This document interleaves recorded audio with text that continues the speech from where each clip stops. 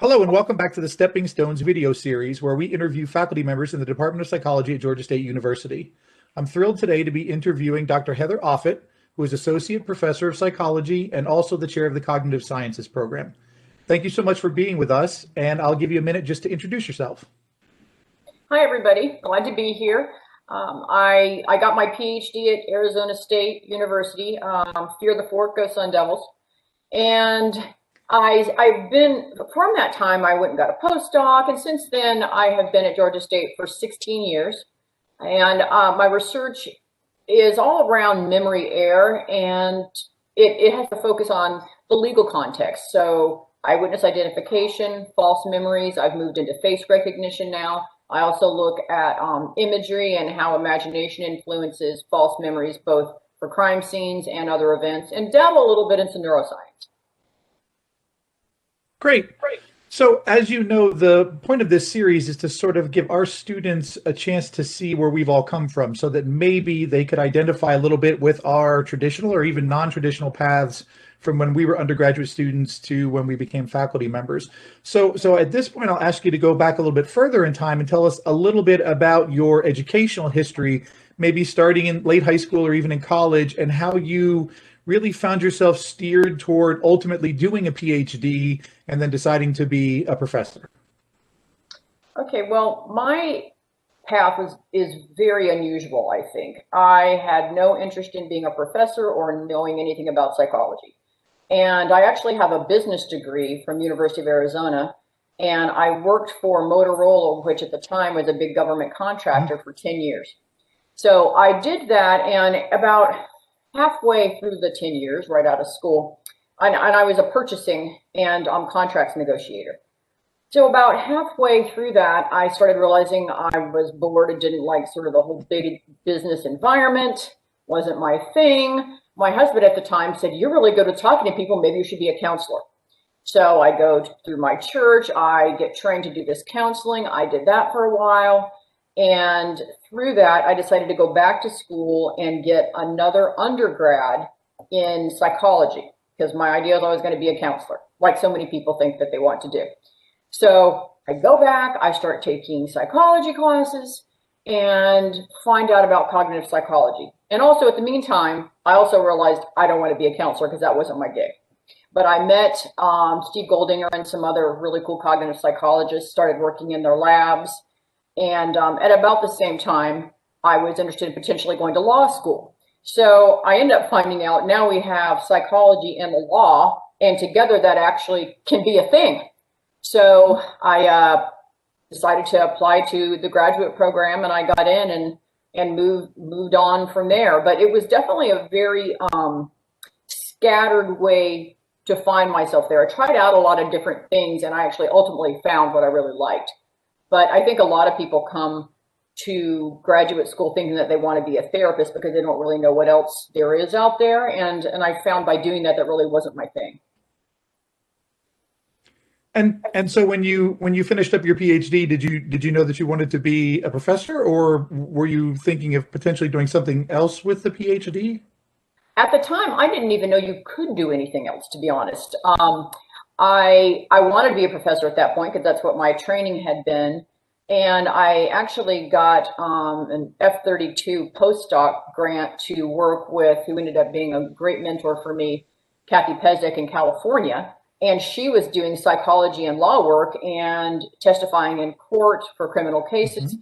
Ultimately, she trained me, and I ended up doing the same thing. And so that was something where doing the research and also an applied piece, I really liked, but I kind of had to work my way to figure that out.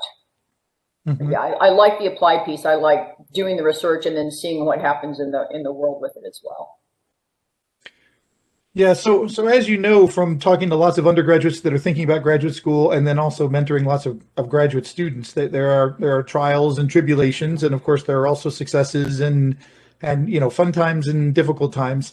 So as you think back on either that transition point as you were just thinking about going into graduate school, or maybe the period when you were a graduate student, what's the one thing you wish someone had told you that would have made graduate school easier?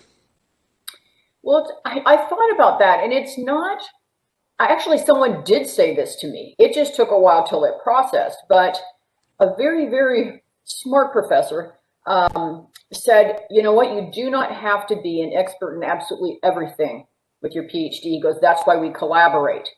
So he said, some people are great Mm, at the stats, some people are really great at the big picture, some people are great at design and application, and people have their strengths. He said, that's why we collaborate and makes really good science. And that's something that kind of resonated with me because I feel like I do my best work in collaborations. And to understand that better in graduate school, that you don't have to be out there just beating your own drum all the time, hoping that it's all going to land right, mhm. is a big piece of information that can also give you a little bit of peace. So during your time in graduate school, what was the biggest challenge you faced, and sort of how did you get through that? Hmm. Well, I didn't love stats, so I felt like I had to work extra hard at the stats. Um, that was one of those things where I felt like everybody around me understood it, but they didn't necessarily.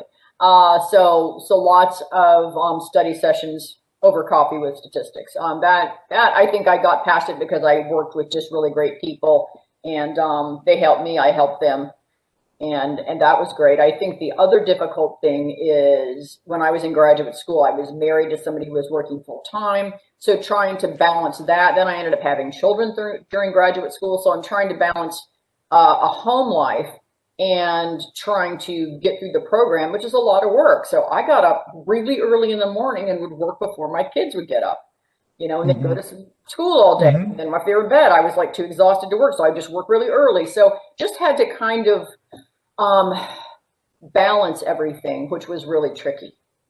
Yeah. Mhm. So as we think back, we've been asking everyone about, again, graduate school or maybe the early point in your post PhD career, if there was something or maybe somebody who really was instrumental in sort of either a focal moment or maybe even over a longer period of time of just helping you stay the path, right? Just not lose your sort of focus on your ultimate goals, maybe during a trying period. So do you Mhm. have a particular instance or maybe a person or a couple of people that were really key to your ability to sort of stay on your path to get you to where you are today? Well, I would say that's it's kind of like two pieces. I would say through graduate school, I had really good friends that were in the same cohort that I was in, and they helped me get through. We all supported each other. I still collaborate with one of them. He's a professor in Florida, and that's been a long time of collaborating. You see them at conferences and Hmm. everything, but we all kind of got through the same rough time together. So I think us being able to bond together was something that got us all through. And I would say after that piece, definitely was my postdoc advisor because she had been out for a long time. She was very successful and she was really good at helping to open doors for me Hmm. in trying to network and everything else with things like, oh, it just seems so hard. She's like, here, we're going to go to dinner. I'm going to introduce you to these people. And that really helped. Yeah, it's that's sort of been a common theme is that if you can find a cooperative group, right, a group of peers that really do make each other better, either Yeah. through their skill sets or just through their emotional support, that kind of is an essential part to making sure that at any given point, one person may be feeling a little down or unsure, Yeah. but somebody else can pick them back up, and you guys just sort of cycle through and keep doing that for each other. And as you Amen. mentioned, it's great when that becomes a lifelong friendship and maybe a colleagueship where you continue to collaborate together and Yeah. see each other through early career, mid career, and even late career challenges. Oh, yeah. And I think a lot of discussion happened at microbreweries at Arizona State. After I was like, oh, we'd sit and just commiserate and everything, and we still do that at economics conferences now.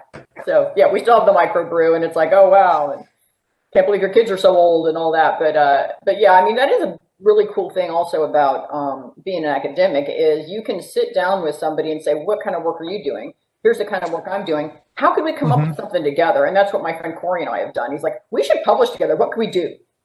And we've put out 2 papers in the last couple of years just doing that. It's economics. Hmm. So yeah, and that's fun. I don't know if that's something you can do in a lot of other careers. Okay, our last question is a fun one, and we've asked everybody this. And the question is about a specific term or a concept that when you were in graduate school, it seemed like everybody else around you knew what that meant or what that was, and you were completely lost. And so you just couldn't wrap your head around it. And so you kept your head down until you could sneak away and go look it up and then feel better about that. So did you have anything like that when you were in your graduate program? There was probably more than one thing, but the one that stuck out is my graduate advisor used to use the word ubiquitous. And I just nodded like I knew what he was saying, and I kind of chuckled. It's like, is that supposed to be funny? I didn't know, but so then I looked it up, and I'm like, oh, okay. And I find that now I use it all the time because I can, because I know what it means. Yep. Yeah, So yeah, that was the exactly. big word. All right. Well, we appreciate your time and thank you very much